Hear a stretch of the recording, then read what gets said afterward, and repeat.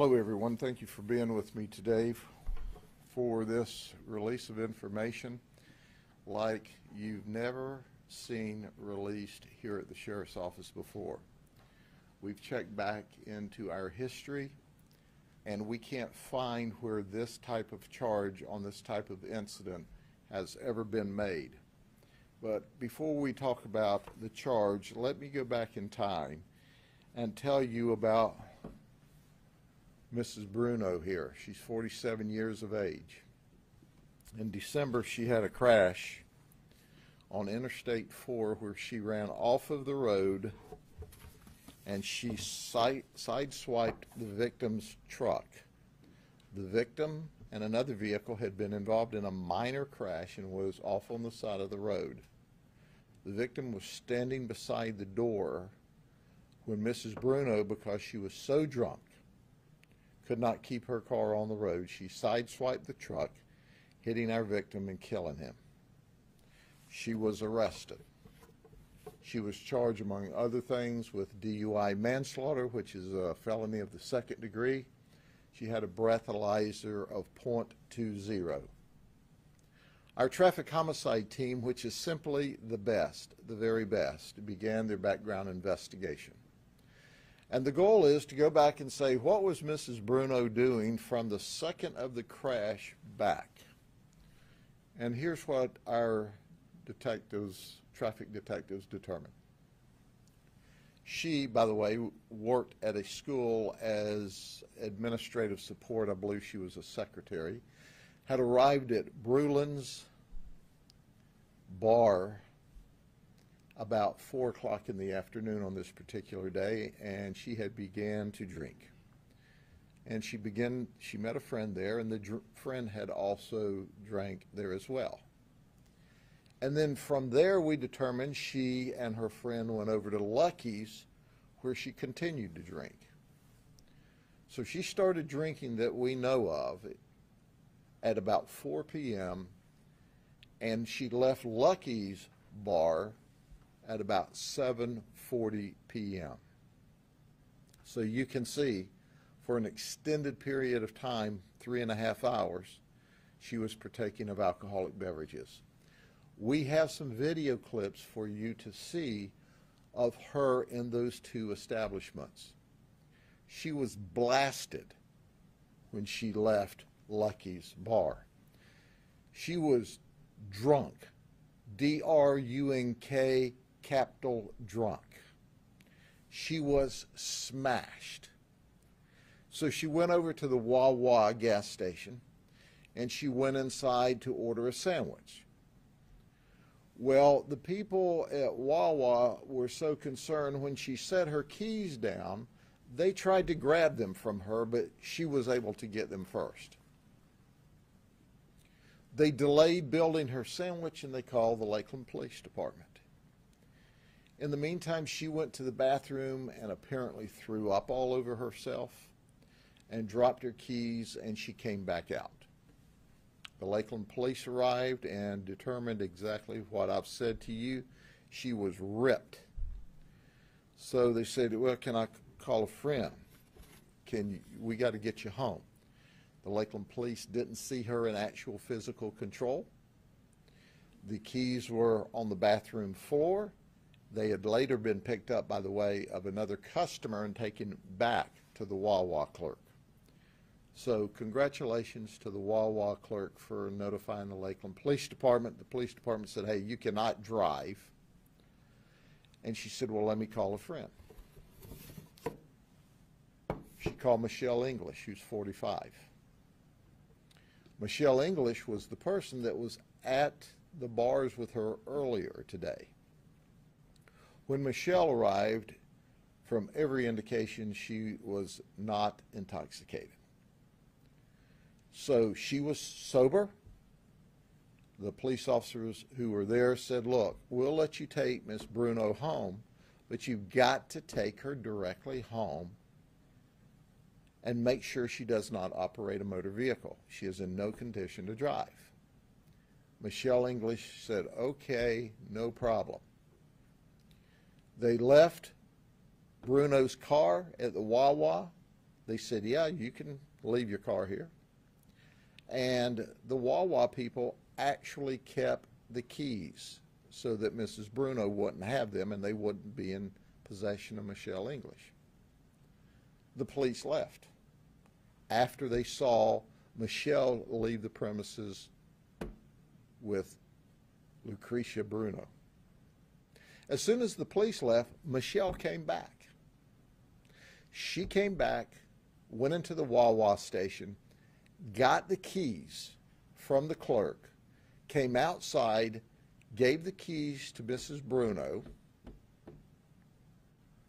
and watched Mrs. Bruno drive off. 7 miles and 9 minutes later, Mrs. Bruno ran over and killed our victim on Interstate 4. Our detectives obtained an arrest warrant for culpable negligence manslaughter, and yesterday we arrested Michelle English. She lives in Hillsborough County, and we booked her into the Hillsborough County Jail. She directly contributed to the death of our victim by allowing Mrs. Bruno to have those keys and to drive away from the Wawa station despite the fact she was intoxicated, she was smashed, she was ripped, she was drunk, she was everything you could think of. So, now she's facing a second-degree murder charge, just like Lucretia is facing a second-degree murder charge. Heck, who knows? Maybe they can both plead guilty and go to the same prison and have some conversations like, that was really stupid of me to give you those keys. Well, you knew I was drunk. You should have never done it. Maybe they can go to state prison together. But our goal is to see that Michelle English goes to state prison. Our goal is to see Lucretia Bruno go to state prison. But you know what? No matter how long they go to state prison for to pay for their horrific, outrageous conduct, none of it will bring our victim back. Our victim was just doing the right thing. He was involved in a minor crash. He was working with the other person who was involved in the crash. And because of Michelle English's crazy, uncontrolled decision, our victim's dead today. Are there any questions? Are you all releasing the identity of the victim? No, we're not, absent the permission of the family, and they've not given us permission because he is the victim of a criminal act and that his identity is protected by Marcy's law. If the family gives us permission, we'll be more than happy to release it. But at the end of the day, we can't ever remember when we've brought this charge for this set of circumstances, and they've reviewed this all the way back into the 50s, as I was told yesterday. So in 70 years, Michelle English gets the trophy of the criminal charge that's never been brought under this set of circumstances before. Did she at all indicate why she thought it was an okay decision to get the keys to the phone? The only information she gave to us was lies. And, oh, I didn't do this and I didn't do that. And our detective showed her the video where she helped her drunk friend in the bars and stuff because she was so drunk she's staggering around.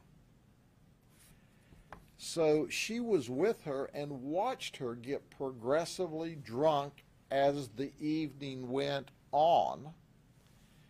And when she was called to pick her up, she knew how much she'd been drinking. She was with her. So there you go. Was there a 911 call made from the scene of the accident, side swipe of the truck, or anything that you're going to release? We're going to have the information that we can release and give it to you in a few minutes. I don't know if we have the 911 tape.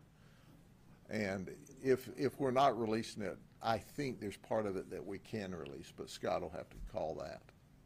Sheriff, of course, in horrific incidents like this, what's the message to the general public when you're out enjoying enjoying yourself and you're around friends who are enjoying themselves maybe a little bit too much, what's the general message? Yes, sir. My basic message to people is that if you want to partake of alcoholic beverages, Uber's cheap. A taxi cab's free or cheap. If you can't find a ride or help anyplace else, call us before you get in your car. We'll find you a ride home. We don't want you to hurt yourself. We don't want you to hurt someone else. Now, if you get behind that wheel and we turn the lights on, the deal's off.